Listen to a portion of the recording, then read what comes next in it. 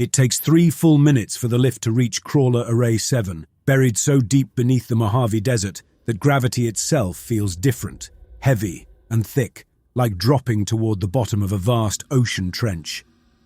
I stand pressed against the railing, my fingers tracing pitted metal, counting every second. Numbers ground me. They've always kept me steady. Yet in places like this, as I descend into the dark recesses of the earth, they often lose meaning, becoming just another prayer whispered against uncertainty.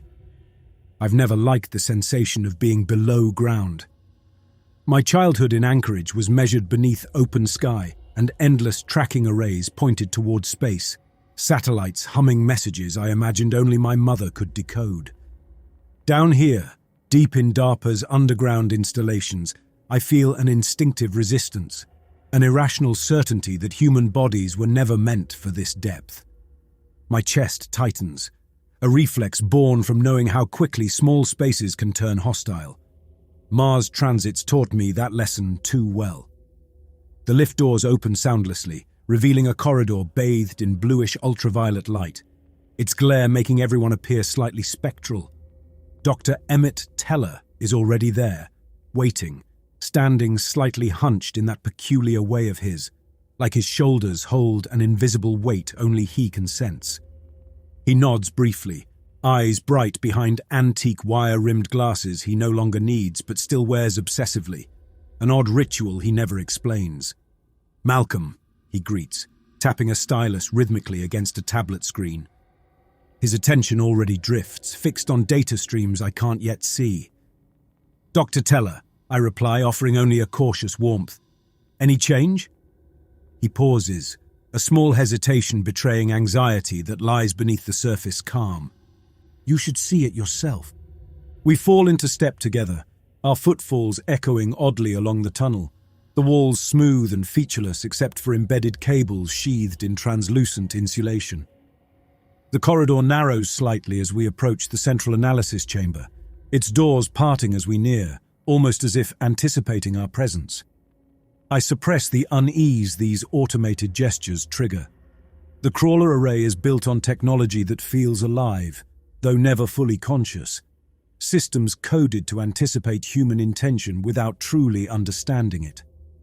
Inside the central chamber, Chief Engineer Boon stands motionless, his broad hands resting lightly on the main display console. His presence fills the space. It always does. Even in silence, the man exudes authority, earned by the years etched into his face, each line a record of hardship he refuses to speak of. He acknowledges me with a single nod, his expression somber beneath the reflection of the massive display. On screen, data points move with a gentle grace, tracking an object billions of kilometers distant, deep in the asteroid belt.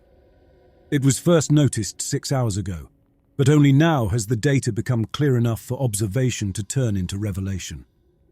"Tell me what I'm seeing," I say, my voice measured. I've learned caution in speaking, especially when addressing uncertainty. I've also learned never to trust the clarity of first impressions, even from my own eyes. Emmett clears his throat. "It's decelerating, actively. We've confirmed at least 6 distinct velocity adjustments within the last hour alone. It's small, shuttle-sized, with no observable heat signature. But the way it's maneuvering, it's deliberate, Malcolm. It's scanning, searching, maybe." "Searching for what?" Boon mutters darkly, not expecting an answer, and we offer none. The silence between us stretches, punctuated only by Emmett's restless tapping, the rhythmic pattern always prime numbers. 5 taps, 7 taps, 11 taps, a ritual of his pattern-seeking mind. "We're calling it the crawler," Emmett adds finally, eyes still on the screen, fascinated by the anomaly's ghostly presence among the asteroids. I study the telemetry feeds carefully, reading trajectories and orbital paths as effortlessly as breathing, my mind instinctively forming adaptive navigation models. This was always my gift, the ability to see clearly what others miss. It made me invaluable to DARPA's Orbital Threat Initiative, a role I've inhabited quietly since leaving deep space behind. It was never ambition that brought me here. It was atonement, a compulsion born of a loss I've never quite shaken. The Thales Venture disaster has become an indelible fragment of memory, an intrusion haunting the edges of sleep, images seared behind my eyelids whenever I shut them too long. Sometimes I still hear the air rushing violently from ruptured compartments, feel the desperate panic of men and women I couldn't save. It has left me with an unspoken guilt, a quiet fury reserved only for myself, one I wear privately beneath the professional calm I show everyone else. As if sensing my thoughts, Boon shifts, his movements stiff from years spent in hard vacuum suits. "You're thinking it's artificial," he says, an accusation hidden in curiosity. "I'm thinking it's intentional," I correct. "And intentional means someone or something built it. The question becomes who and why now?" Emmett adjusts his glasses, not meeting our eyes directly. "Maybe it's always been there, and we're only noticing it now because we're finally looking in the right direction. Maybe we weren't supposed to." His words linger uncomfortably. Emmett has always seen things differently. A brilliant xenobiologist whose theories flirt with the edges of mysticism, drawn inevitably toward questions others dismiss as irrelevant or unanswerable. But he has a gift, a rare ability to consider impossible biology, structures that behave as if alive without ever being life as we understand it. Privately, some at DARPA mistrust him, calling his approach too speculative, too ungrounded. To me, his presence is invaluable precisely because of his strangeness. "I've already reported this to Commander Silex," Boon says abruptly, breaking our mutual reverie. "DARPA's decided on immediate deployment. They want eyes on site before anyone else notices." "Operation Daedalus?" I ask, though I already know the answer. "Yes," Boon replies quietly, a trace of disdain leaking into his voice. "They've picked us." The reality settles over the three of us, heavy as the kilometers of rock above. Boon's jaw clenches. He carries no illusions about DARPA's priorities. Our task is not to comprehend, but to evaluate danger. Yet comprehension remains the one temptation none of us can entirely resist. I watch the anomaly again, considering its delicate movements. It crawls through space, pausing between asteroids as if in thought. But machines don't pause, not unless they're making decisions. "Launch window?" I ask finally. 12 hours, Boon answers. "They're preparing a shuttle now." I nod, accepting the inevitability. 12 hours until we confront something whose existence disrupts our very notions of orbital mechanics, of intention, perhaps even of intelligence itself.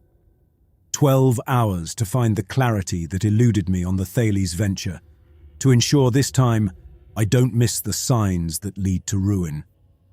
The three of us stand silent, watching the display, each lost in private contemplation, each carrying secrets and doubts none of us dare reveal.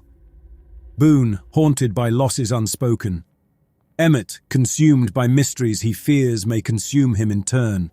And myself, Malcolm Rayner, the man who once failed to protect his crew and who now seeks redemption in a darkness that offers no promises.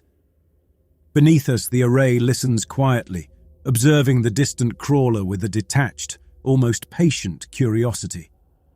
It feels as though something far below our human perception has stirred, recognizing us, aware that we've noticed it in return.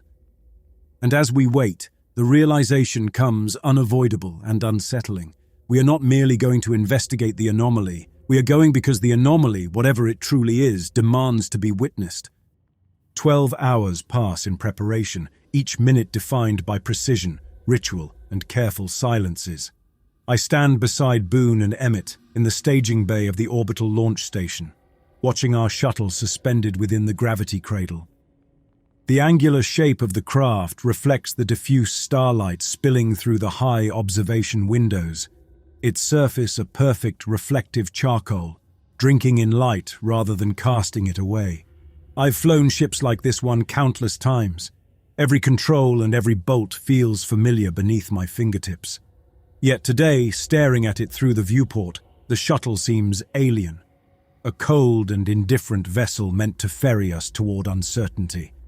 Outside, the earth hangs quietly against blackness, vivid blues and emeralds muted beneath a shimmering veil of protective atmospheric domes that enclose sprawling cities. From this vantage, the world seems deceptively still, caught in a precarious balance, holding secrets, suffering hidden instabilities. In moments like this, I am reminded why DARPA operates from the silence of orbit, beyond oversight, beyond easy questions or quick answers. "She's ready," Boon says, pulling me back into myself. He stands beside me with a kind of weary reverence, his eyes hard yet thoughtful, tracing the shuttle's precise contours as one might observe a sleeping predator. I sense in him a cautious respect, tempered by decades spent pulling salvage from lethal trajectories, learning each machine's hidden violence by instinct rather than design. Emmett joins us a moment later, moving as though he's half aware of his surroundings, his attention already straining towards something intangible, distant. He's wearing his glasses again, sliding them up and down his nose compulsively, a nervous tick amplified by the quiet anticipation that surrounds our departure. "They've sent over the final briefing packet," Emmett murmurs, hesitating slightly as he swipes through his tablet, skimming through encrypted files. "Operation parameters are unchanged. Observe, record, assess. Nothing about engagement. They wouldn't put that in writing anyway," Boon replies, a dark cynicism flickering briefly in his eyes. "They expect us to improvise if things go sideways. Always do." I nod silently, knowing Boon is right. DARPA protocols exist to maintain plausible deniability. Safety nets constructed not for us, but for those waiting below, safe in distant offices. The shuttle is named Orpheus, I note absently. Someone's idea of humor or poetry, perhaps. A mission descending into darkness, expected to return without ever glancing backward. I resist the urge to voice this bitter thought, instead focusing on the crisp edges of the vessel's panels, the precisely machined ports that seal like flesh knitting seamlessly. This careful craftsmanship comforts me. Minutes later, we're inside. The interior closes around us with clinical precision. Each panel and seat molded to fit our bodies precisely to accommodate acceleration stress and prolonged microgravity. I secure myself into the pilot's harness, running careful fingers over worn control surfaces, recalling training sequences and emergency drills embedded so deeply in muscle memory that they feel more real than the shuttle itself. The Orpheus runs on an embedded trivector field drive, a classified hybrid engine that folds electromagnetic tension across layered trajectories. It's not faster than light, not quite, but it can thread a burn through 300 million kilometers of vacuum in under a week if the timing's precise and the calibration holds. DARPA calls it asymptotic thrust. I call it playing chicken with physics. Boon settles into the engineering station, his large hands moving deliberately, flipping switches and confirming diagnostics. He works silently, methodically, his breath deep and steady. Emmett fidgets slightly in the observation seat, adjusting his harness with quick, nervous gestures. The countdown timer appears projected across the cockpit canopy, 3 minutes to departure. The clock becomes our world, a small green beacon counting toward inevitability. Boon whispers to himself. It's an indistinct mutter, perhaps something personal, perhaps a prayer. I glance back at Emmett, his eyes dart rapidly, scanning invisible data streams projected onto his retinal HUD. He's already deep within the anomaly's theoretical mysteries, building models and connections in the private sanctuary of his mind. Then the engines ignite, gently at first, a low, resonant vibration radiating smoothly through the shuttle's hull. Gravity shifts subtly, pressing us backward as we drift free from the cradle. Earth recedes in the view screen, a distant globe shrinking incrementally, its significance dimming with every kilometer. Soon the station is merely a pale speck of reflected sunlight. For a brief moment, the three of us are perfectly silent, suspended between worlds. We're fully autonomous now, Boon reports quietly. Comms blackout in effect. The words echo internally, autonomous, alone, cut off from any outside interference. This isolation is designed to preserve secrecy and shield Earth from whatever might transpire once we reach the crawler. Yet, in my chest, I feel a slow dread rising, a recognition of vulnerability that settles behind my sternum. Mars taught me that isolation is a double-edged blade, comforting in its solitude yet sharp enough to bleed you dry. For days we slide outward through vacuum, the hours bleeding into each other, until Mars dwindles behind us, and the asteroid belt's fractured chorus appears in our navigational charts. The crawler waits out there, and every delicate burn, every course correction feels like a whisper of inevitability pulling us closer. As we approach our destination coordinates, Emmett speaks abruptly. "Telemetry is clear. It's holding position now, waiting." "Waiting?" Boon repeats doubtfully. "That implies intelligence." "I didn't say conscious," Emmett answers, almost to himself, sliding his glasses up the bridge of his nose. "Intelligence can mean intention, pattern, system, a way of behaving that's not merely mechanical." I remain silent, studying the blip representing the crawler on the view screen, allowing his words to roll through me. Intention without consciousness feels unsettlingly plausible. My thoughts return to the Thales venture, to the trajectory error I flagged weeks before disaster struck, dismissed by others as negligible. An error born of overconfidence, of trusting systems too blindly. I refuse to make that mistake again. Finally, the crawler becomes visible. A dark, elongated shape resting among larger asteroids, shadowed in the starlight. Boon moves swiftly, preparing the docking protocols. The shuttle's approach is measured, achingly precise, and the closer we drift, the stranger the crawler becomes.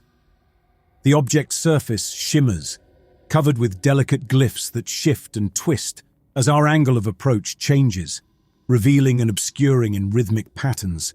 No visible engine, no exhaust ports, nothing recognizable as propulsion or technology. "It knows we're here," Emmett whispers suddenly, a note of awe trembling at the edges of his voice. "Or it doesn't," Boon counters gruffly, gripping controls tighter.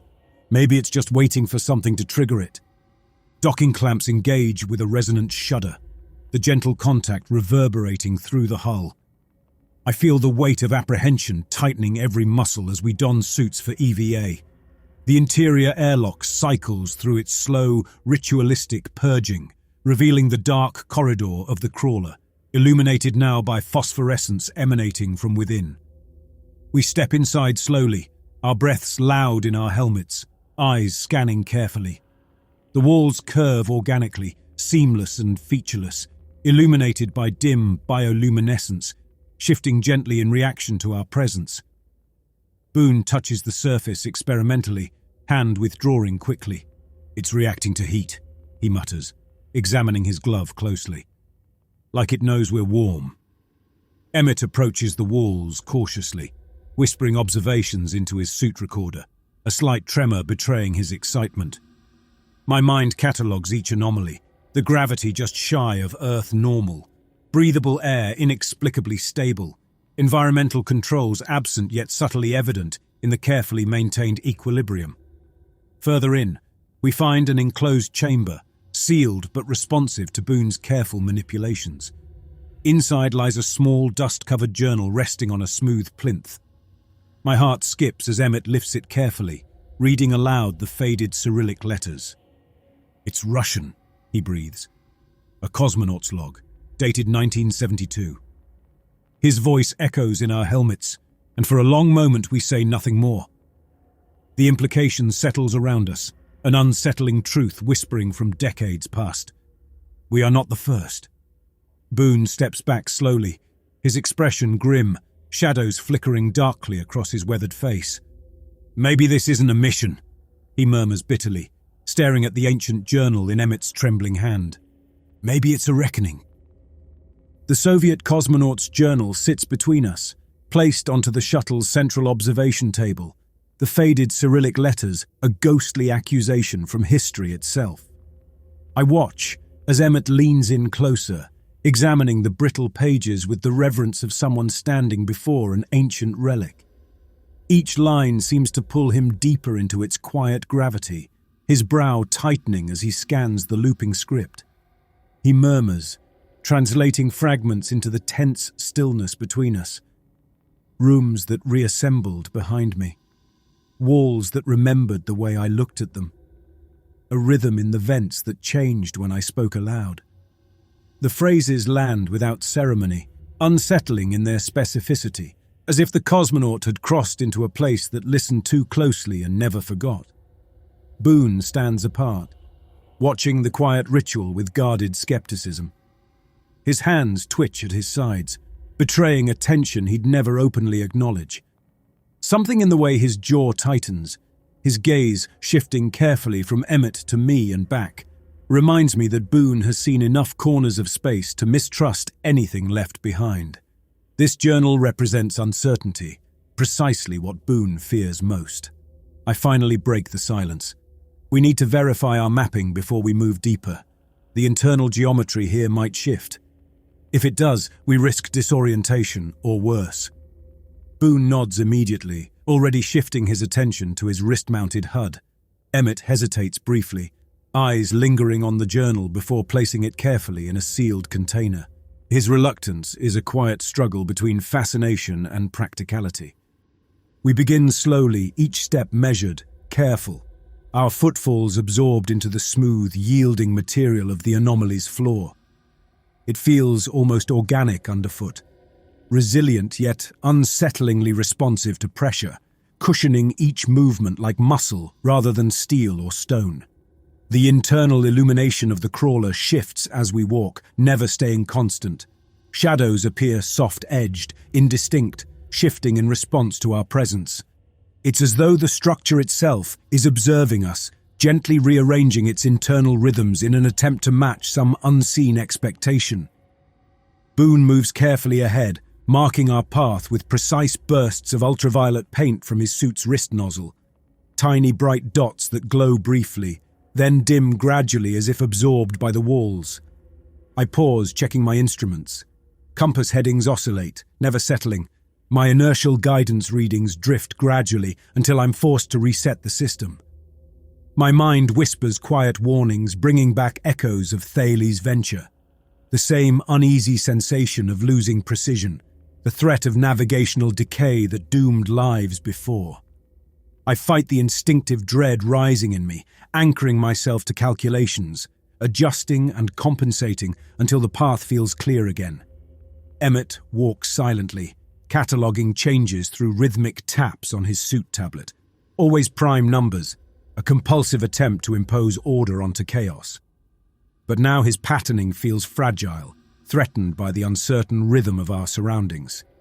Each new chamber or corridor we enter seems distorted, each new corner slightly different from what our instruments predict. We move deeper, through smooth archways opening into chambers filled with glowing mists of bioluminescence. I sense a shift in Emmett's posture, a quiet excitement rising from within him. His voice, though quiet, is filled with fevered enthusiasm. It's learning. It's adjusting based on our presence. It isn't just a vessel. It's a recursive intelligence system, observing us, absorbing our patterns. Observing us for what purpose? Boon asks sharply. He turns toward Emmett, his face half-shadowed by the glow of the walls. Emmett hesitates again, choosing his words carefully. Maybe it doesn't need a purpose, not one we'd understand. Maybe it just exists to mirror, to record and echo back. Maybe we're not visitors here, we're components of its thought process. My mind recalls DARPA's earlier experiments, Veil, the cognitive blending project buried beneath bureaucratic denials. It failed, supposedly, but as we move deeper, I wonder silently if this structure is somehow an extension of that forgotten project, or something else entirely, something older, deeper, woven into human history and sent spiraling quietly outward to return changed. My thoughts fracture suddenly, disrupted by Boon's voice. Hold position. There's something wrong. We halt immediately, following Boon's gaze toward his suit's internal readout. Environmental sensors spike, indicating atmospheric shifts, temperature gradients changing, almost sympathetically, with our breathing patterns. A quiet pulse of dread settles into my stomach. It's responding to our emotional states, mirroring our internal rhythms, adapting to every unspoken anxiety and hesitation. Check your memories carefully, I whisper into the comms. Verify what you've documented since boarding. If it mirrors our biology, it might also affect cognition. We comply, cycling through logs and data feeds. My breath catches as I notice distortions in my recordings, logs altered, timestamps slightly inconsistent, tiny discrepancies no one else would notice. In one clip, I see myself entering a room I have no recollection of, carefully inspecting glyphs I'm certain I've never seen before. The clip ends abruptly, blurred by static. Emmett's voice crackles suddenly, filled with confusion and tension. I have logs from 20 minutes ago that match nothing I remember. Conversations we haven't had. It's manipulating our perception, rewriting our memories. Boon's breathing quickens, audible through comms. Then we pull out, now. But even as he speaks, the illumination around us dims, as though the structure understands the intent behind Boon's words, reacting with quiet disappointment. A murmur filters through comm static, a whisper repeating, "Recite, recite." I glance sharply at Emmett, whose eyes widen slightly behind his glasses, recognizing the whisper instantly. Boon jerks his head around, searching for a source he won't find. That voice, Emmett breathes. I've heard it whispered like a mantra since we boarded. I remain quiet, mind spinning rapidly. This isn't mechanical malfunction. It's cognitive manipulation, a psychological resonance feeding back into our minds. Emmett's theories about recursive intelligence suddenly take on a sinister clarity. The structure is not passive. It is embedding itself deeply into us, adapting our memories, thoughts, even dreams. And I wonder if this is deliberate, whether DARPA knew, sending us here like lab animals to trigger precisely this recursive awakening. Boon's voice comes again, firm but anxious. "I'm setting an evacuation route. Malcolm, we need navigation stable. Can you do it?" I nod, focusing sharply. Boon's trust steadies me, giving my fractured mind a small anchor. My fingers move instinctively, resetting inertial guidance systems, plotting a careful path back. I repeat calculations like a quiet prayer, seeking stability against a world that slips beneath logic, each correction feeling less like precision and more like desperation. We didn't come back the way we left. The path had the same contours, the same rise in the corridor floor, the same moments where the phosphorescence thickened just slightly around corners. But the feeling was wrong. Not just unfamiliar, but rewritten, like a childhood street seen years later with the houses rearranged, the trees taller, the colors drained. You recognize it in pieces, but the shape of the memory no longer fits the present. Each step away from the glyph-choked chamber where we found the journal only deepened the distortion. Boon led with a steady, near-predatory awareness, glancing up every few meters to verify our position. His UV markers were still visible, but where they had been straightforward pulses of violet pigment, clear directional signals, they had bent into curves and loops, tangled symbols we hadn't made. Something in the anomaly had taken them and reorganized the logic. He knelt beside one marking, brushing his glove over it. The pigment smudged easily, smeared into a spiral that seemed to continue without his touch, like the wall had remembered the motion and finished it for him. Boon stood slowly. "It's mocking our trail." Emmett was behind me, a little further back than I liked, trailing his hand along the wall in a way I didn't like even more. He'd stopped speaking aloud about 10 minutes ago, but he whispered occasionally. I wasn't sure if he knew he was doing it. I didn't ask.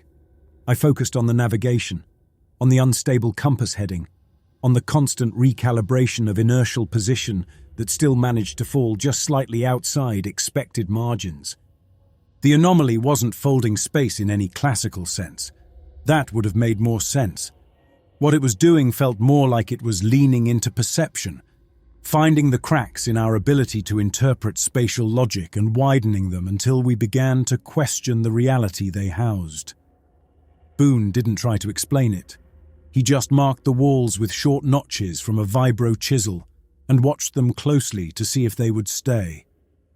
After 4 turns, one vanished. We stopped then. He stared at the blank stretch of wall, breathing in short, shallow bursts. We can't trust visual markers. Then we switched to motion counts, I said. Footfall pings, geometric mapping. Boon shook his head. Doesn't matter. It's not rearranging space. It's rearranging us. Emmett laughed quietly from behind me. He's right, he said. We've crossed our own path 4 times. The environment's consistent, but our traversal of it isn't. It's behavioral mirroring. It's mapping cognition. You say that like it's benign, Boon snapped. Like being dissected is a compliment. Emmett stepped forward into the light. His face looked thinner than it had when we launched. Not sunken exactly, just worn, peeled back, like something was working its way toward the surface from beneath. His eyes were glass-bright, fevered. He held the journal against his chest like a sacrament. It's not dissecting us, he said. It's integrating us, or trying to. You think that's better? Emmett turned to me instead. Mal, you've seen it. The rooms that match our pulse, the walls that breathe back, the feedback loops. It's recursive. It doesn't understand us in static terms. It understands through action, through replication. It's trying to replicate the architecture of thought. That's what it wants. That's what it's always wanted. I didn't have the language for what I felt. The longer I stayed inside the anomaly, the more impossible it became to maintain the distance required for analysis. My own thoughts had become suspect. My memory was beginning to feel refracted. Shadows of actions I wasn't sure I'd taken, brief flashes of rooms I had no record of traversing. And worst of all, the brief peripheral glimpses of the Thales venture.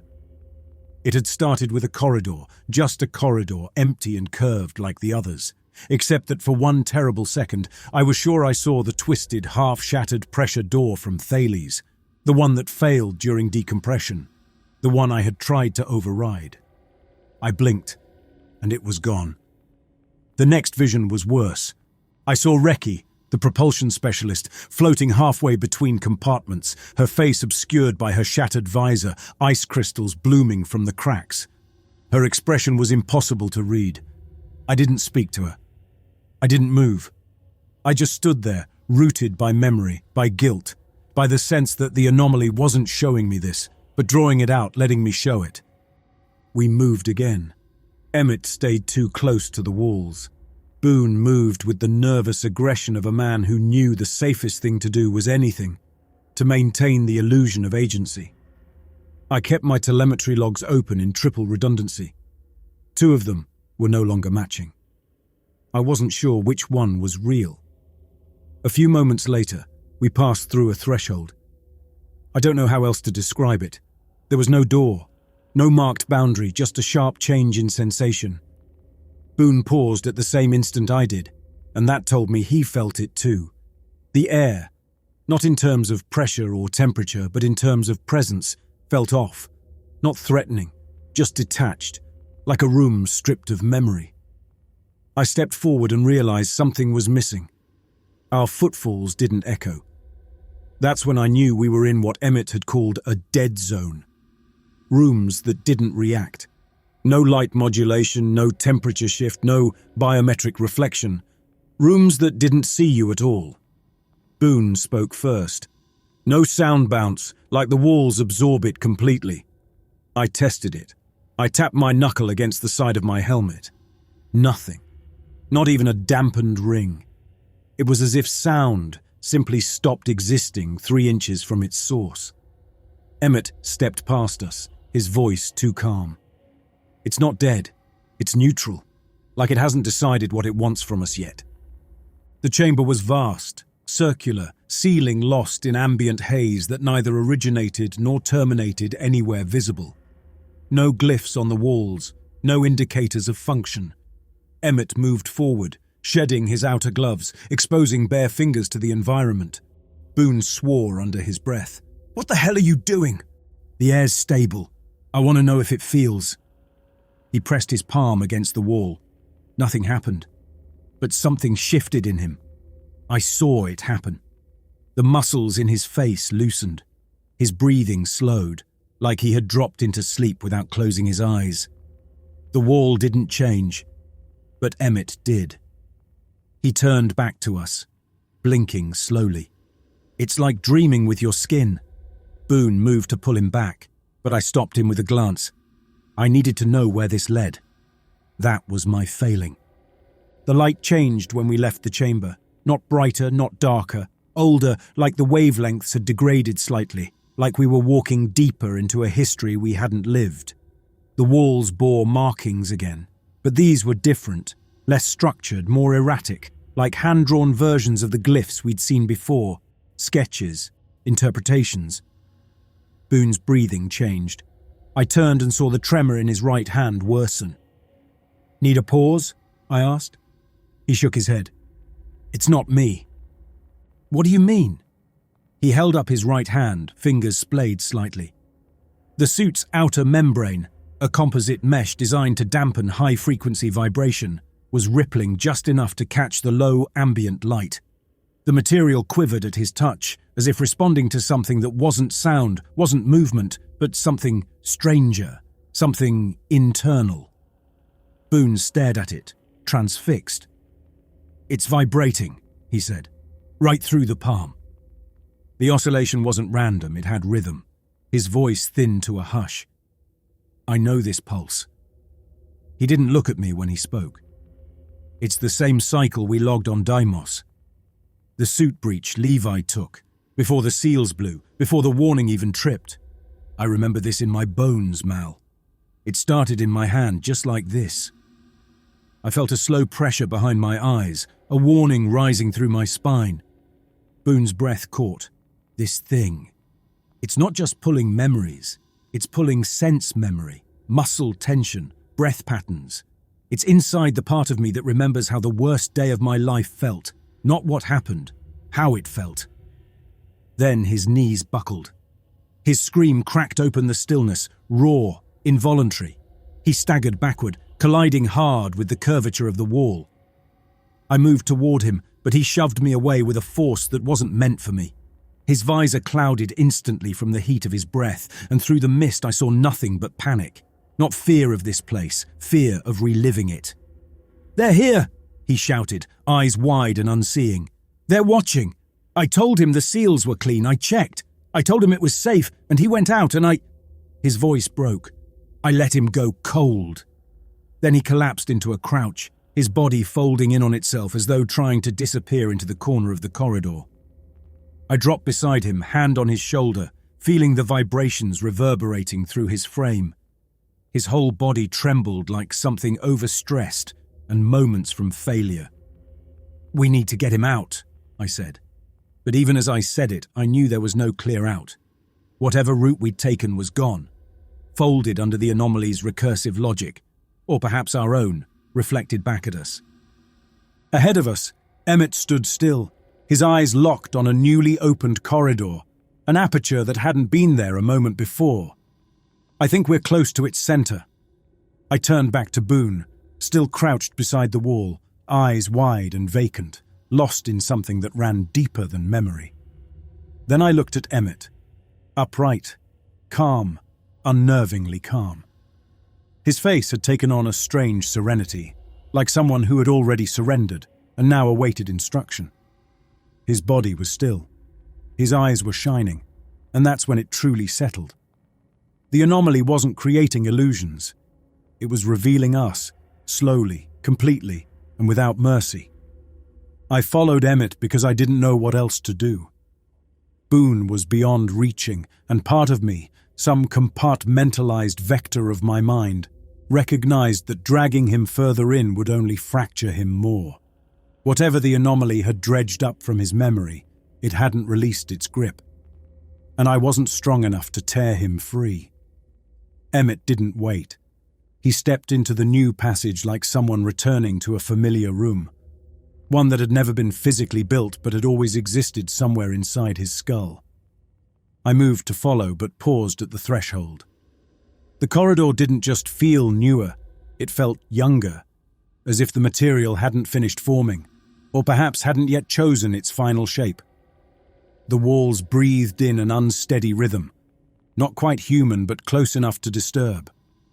My boots passed over a floor that didn't echo, didn't reflect, didn't confirm anything at all. Each step felt like it was being absorbed, recorded maybe, but not acknowledged. Emmett walked ahead, arms loosely at his sides, head tilted slightly upward like he was listening to something just out of range. The passage widened by degrees, the way light softens before a dream recedes. We entered a chamber that couldn't have existed within the physical limits of the object. Not by volume, not by any sane geometry. It was vast, without borders, like stepping into a thought left unfinished. And in its center stood a model of Crawler Array 7. A perfect replica, weathered metal, calibrated instrumentation, even the burnished copper edges of the antennae array that I'd scraped with my elbow on launch day. The cracks in the reinforced glass around the control room bore the same hairline imperfections I'd memorized while waiting for mission clearance. I stepped closer, unable to resist. It didn't just look like the array, it felt like it. Emmett moved to a terminal embedded in the floor like a relic no one had touched in centuries. There were no visible seams, no interface markings, no sign it had ever functioned. Yet when he placed his hand flat on its surface, a sequence of glyphs stirred beneath his palm, rising like breath caught under glass, then ebbing away as though satisfied. This is where it writes us. I turned to him. What does that mean? He didn't answer immediately. His eyes remained fixed on the terminal. It's not storing information the way we do. It's building continuity through us, not just watching, modeling, integrating cognition into itself. The more we remember, the more it expands. Consciousness as architecture. He nodded slowly. Our sense of space is the blueprint. Our grief, our guilt, the mortar. I stepped around the console. Something shimmered at the edge of the chamber, like heat haze. Through it I saw the Thales venture. Not the real one, not exactly. It hovered in my vision, fragmentary and incomplete. Sections flickered, still forming, still guessing. The moment before decompression played in a loop, over and over, each time adjusted slightly. In one version, I screamed. In another, I made it to the override panel.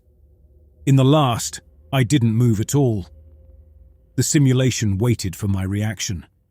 I watched as the hull cracked open and Reki drifted into vacuum again, her limbs stiffening, her mouth a frozen rictus.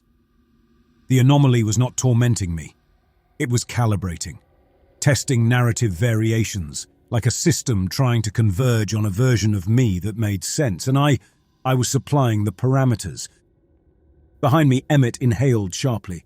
I turned and saw him standing in front of a wall that wasn't a wall at all. It was open now, revealing layer after layer of corridors, chambers, nerve-like threads of conduit stretching into non-Euclidean depths. He looked weightless. "I think I'm supposed to go farther," he said. "Emmett, wait." But he didn't. He stepped forward and was gone. The chamber dimmed. My telemetry spiked and dropped. I felt the suit's environmentals switch to redundancy mode. And then darkness. I woke up in Orpheus. It wasn't a clean transition. I didn't feel myself crawl back, or wake gasping, or even remember returning. I simply opened my eyes and was already seated, suit unsealed, the harness neatly fastened across my chest. The crawler hung in the viewport, silent, inert, a black stone among drifting ice. The onboard systems reported 10 days elapsed. The nav records showed a precise return trajectory from within the object, docked, disengaged, and reversed burn with clean calculations. The logs were time-stamped but lacked audio. Boon's suit sat folded in the rear lock. The fabric bore no damage. The internal lining was dry. His nameplate had been unscrewed and tucked inside the left forearm. Emmett's gear was missing entirely. I recorded a final report to DSR, reading off the mission status with flat precision. The words came easily, as though pre-written. Threat level, minimal. Anomaly architecture is stable, self-contained. No aggression observed. Behavioral shifts correlated with interior exposure are reversible under controlled conditions. Recommend future incursions proceed under enhanced neuroisolation protocol. I paused before ending the log, then added, Anomaly displays recursive memory behavior. Be advised, transmission fidelity may degrade under observational recursion. Data does not equal meaning.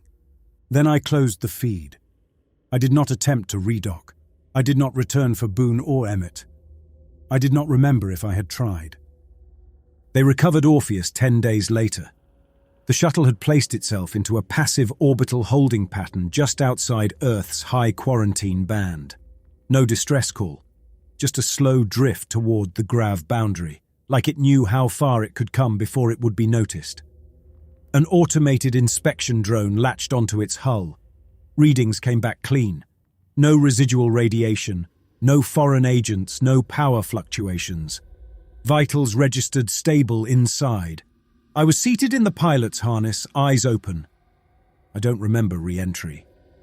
The telemetry said I brought the shuttle home manually, navigated a clean trajectory, engaged the final braking thrusters at the correct deceleration point, and initiated standby. Everything by protocol. When they opened the hatch, I turned to face them and said calmly, Mission parameters met. Recommend containment. They asked for my name. I gave it without hesitation. The mission specialist assigned to my debrief was with DARPA's Cognitive Integrity Division. He wore black under a white containment shell, spoke in slow, rehearsed patterns designed to root out cognitive inconsistencies. He didn't look at me directly. None of them did. The medtechs performed the usual: neuroflexive pulse mapping, retinal dilation check, biometric micro-tremor response. My patterns were consistent. Maybe too consistent. No memory gaps, contradictions, signs of cognitive drift. Not at first. I answered their questions in clean lines. Described the anomaly as non-aggressive. Internal architecture as non-Euclidean but traversable under cognitive modulation. I logged no hallucinations, no encounters with unknown biological agents, no personnel loss. When they asked about Emmett, I paused. Only a moment. Then, biologist, xenobehavioral focus, crew member. They asked again, this time with Boon's name. I hesitated longer. Engineer, I said. Did he return with you? Another pause. I remember that one. I returned the vessel. They took that as an answer. I was assigned to Blacktrace for post-mission isolation. 21 days of cognitive deconstruction, recorded observation, and environment-controlled recalibration. No direct contact with Earth-based personnel. Just me. A chamber with matte white walls and a magnetic cot I didn't use. The corners were curved slightly upward, like the room had been designed to keep the mind from nesting anywhere. On the third day, they gave me a journal. Actual paper. Smooth, heavy pages. A pen with no transmitter embedded. The casing transparent so I could see the ink well.